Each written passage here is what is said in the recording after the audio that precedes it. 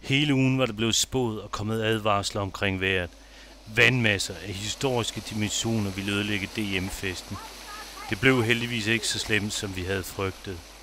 Det var et super fedt arrangement. Der var virkelig mange mennesker ude i skoven. Det var jeg ret overrasket over, også fordi vejret ikke var det bedste. Men arrangementet havde fået skabt sådan nogle rammer, så at folk gerne ville komme ud og opleve det. Rytterne skulle ud på en 4,1 km lang rute med ca. 110 højdemeter. U11, U13, U15 og motion fik lov til at starte ud i regnvejr. Et regnvejr, der gjorde ruten fedtet og hård, så der blev kæmpet og slidt af næsten alle. Jeg kan bare ikke køre, når det var. Sådan er det bare. Niklas Pettine fra Holbæk kunne efter 25 minutter i pløret køre i mål som ny dansk mester i U11 2009. Er du glad? Ja. Du blev dansk mester? Ja. Det er super godt gået. Tillykke. Tak. Og vi har en af de fede hostler her, der trækker. Hvorfor trækker vi? Jeg kan ikke køre ham der, han kan for hurtigt. Og en hostler, giv ham en hånd. Kom så. Der er jo kommet en hel del fra varerne, som alle larmede godt med deres små klappemaskiner.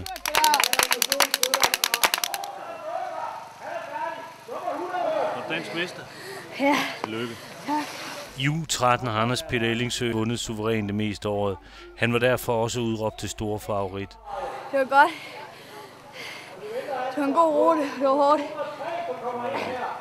Hvad der på papiret ellers tegnede til en spændende match mellem Mads Pedersen fra Holbæk og Louis Bendiksen fra DMK kom aldrig.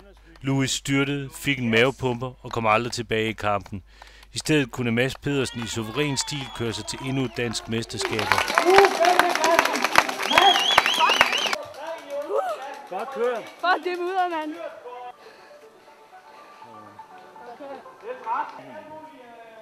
Hvad skete der? Styrt. Slået dig? Nej, men man kommer ud af rytmen, og så fik jeg lidt en mavepuster, så det var pænt svært at køre. Kom også ud af balance, så det gik ikke rigtig mere. Okay. Nej, det var det sgu ikke. Jeg røg ned. Hvad så? Er du træt nu? Nej, fandme.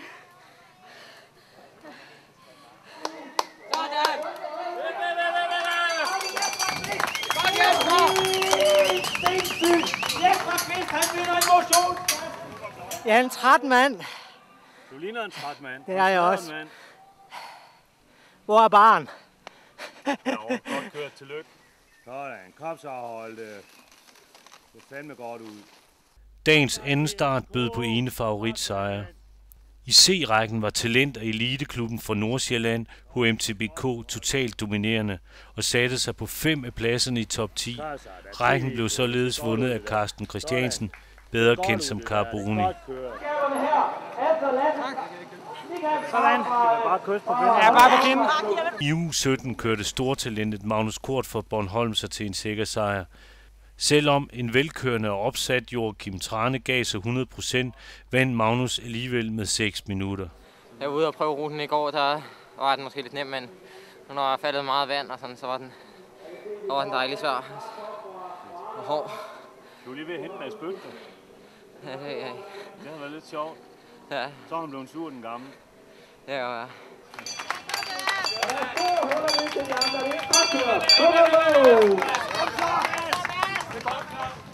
Hos veteranerne kørte en velforberedt og seriøs Mads Bødker fra Team T-Bike sig til DM-guld. Selvom man fylder 50 næste gang, kan man godt træne og forberede sig seriøst. Masses køretider fortæller, at han vil køre sig i top 12 hos her elitefeltet. Mads Bødker, en rigtig gammel røvhul, men han kører altid stærkt. Han kan regne med ham hver eneste gang, vi er cykle. Så kommer Mads Bødker og tæver drengene. Og her kommer Hans i mål. Mads Bødker førte fra start til slut og vandt med 5 minutter ned til Bøje Christiansen fra Team WeBike. Lars Storgård fra Varde Cykelklub tog sig af bronzen. Det var Danmarks mesterskab nummer 26. Nej, det er 27, hvis jeg tæller MTB med. Det er rigtigt. Jeg har et maraton fra tidligere, har jeg vundet en gang. Det var ret endelig at få lov at vinde det. Der er jo kommet nogen, der har kørt stærkt hvert år, og i år var det så mig, der skulle køre stærkt, så det var jo fedt. Og så gik starten, vi alle havde ventet på. Herre- og dame-elite som juniorrækken. På forhånd var der lagt op til sejr til de 3 megafavoritter, Claus Nielsen, Annika Langvad og Jonas Pedersen. Jonas Pedersen kørte som sædvanlig en sikker sejr hjem og kan nu koncentrere sig om træningen op til VM. Var det godt? Du er god i dag. Ja. På pladsen efter Jonas kom igen Frederik Kjeldsen. Frederik bliver stærkere og stærkere og bliver spændende at følge. Så var du god i dag? Det var jeg da. Så var du da. Så stille og roligt, Annika. Sådan. Det er godt det der. Du er stærk.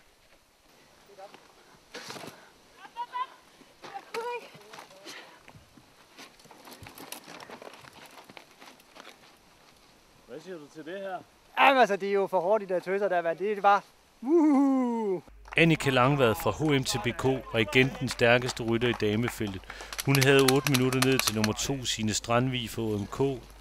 Bronzen blev taget af Mette Marie Kronborg for Cycling Nord. Næste store opgave for Annika bliver VM i Australien. Det er om 2 måneder. Mine forventninger er at få en god oplevelse ud af det og få en masse erfaringer med. Det er mit første VM, så det er sådan svært at sætte sig en decideret placeringsmålsætning. Så jeg føler, at jeg kører et rigtig godt løb og giver den alt, hvad jeg kan, så jeg er meget tilfreds. Du er stadigvæk midt i en eller anden form for udviklingsproces. Hvor stærkt og hvor hurtigt tror du selv, du kan blive? Og jeg kan gå hele vejen. Hele vejen, er det en podieplacering til OL? Ja, det er det. Og hvis ikke det sker første gang, så sker det nok anden gang.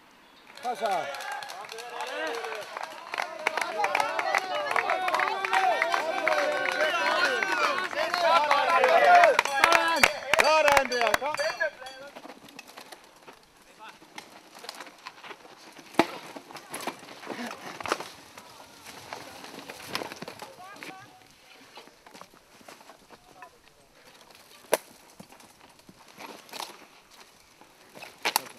Dagens store overraskelse kom her i elitefeltet, efter at Claus Nielsen som forventet havde taget føringen, får han allerede på første runde defekt. Han fik en gren i en bagskifter. Bagskifteren knækker. Betaler vi ikke for jer på holdet, vel? Ej, det er sæt surt. Ja. Han har virkelig kæmpet for det. Ja. Gjort det hele op til at spille halvt minut foran efter en omgang. Herefter er løbet fuldstændig åbent og bliver det mest spændende i flere år. Så kommer han der, Henrik Kjær. Kom så, træder. Du ser så godt ud. Kom så, Jens. Du er mit forbillede. Du kan det ikke mere, mand. Jo, kom så. Du mangler en omgang. Du kan godt. Kom så. Sådan, træde. Giv en hånd til Jens herop. Kom så. Simon Tarp fra WeBike Vision og Jens Gorm fra Holte Mountainbike Klub battler hele løbet igennem, men dog med Simon Tarp hele tiden et hestehoved foran. Her er Simons egen oplevelse af løbet. Starten gik, og der gik ikke lang tid før, at Claus Nielsen havde et hul til forfølgerne. Vi ser ham igen i slutningen af første omgang, og der er han simpelthen gået ud med en defekt. Og det gør jo, at løbet er fuldstændig åbent for, hvem der skal blive dansk mester igen. Og der tænker jeg bare, at det her det er den eneste chance, jeg får for at fuldende det. Så jeg giver den bare alt, hvad jeg har. Og det betyder bare, at jeg stille og roligt laver et hul ned til forfølgerne.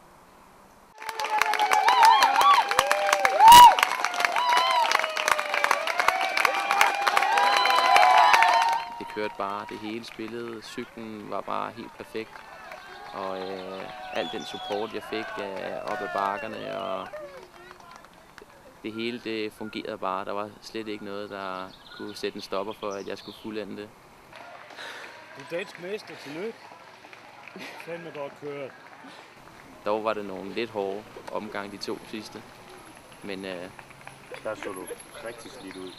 Jeg var også lidt, jeg ved ikke, det var ikke benene, der kørte, det var hjernen, der kørte. Jens Gorm bagved dig, han så altså stærk ud. Jamen, han er bare en jernhest, altså. Han er forfærdelig at køre imod.